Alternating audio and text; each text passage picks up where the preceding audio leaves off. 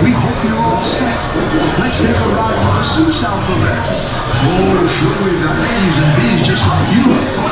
Might have a few extra ones, too. Now, A is for apple, as everyone knows. Too bad we don't happen to have some of those. But look out for B, a bodacious blue bubble. And bumblebees buzzing won't cause you much trouble. C is for cookie. Who said that? Please stop. This C is for the Circus McGurkus Big Top. And D, that's a breeze. How about the daring young lad on the flying trapeze? Does anyone's name here start with D? Like David or Dingus McGee? E is for everyone under the sun. F is for friends who are all having fun. G is for green, but we'll get to that. H is for what tops that silly old cat. That's right, the hat of the cat. Or maybe just for the old hip, hip, hooray! Yeah, you can do it. Say hip, hip, hooray! Good for you. We could do that all day.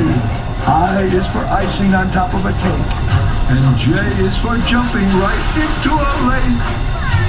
At the new Magoo Zoo, you'll find King Kerchoo lording it all over K and L too. When you come down the road, did you happen to see a sign for a village called MNOP? O is for opposite.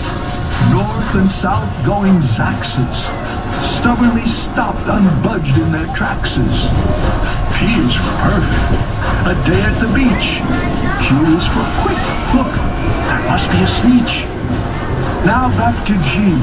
Why? For green eggs and green ham.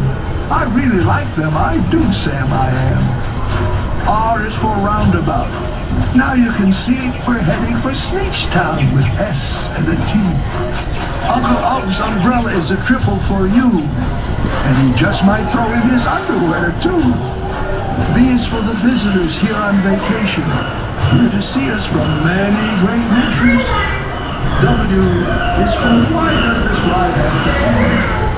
We wish to ride more, so please tell us when.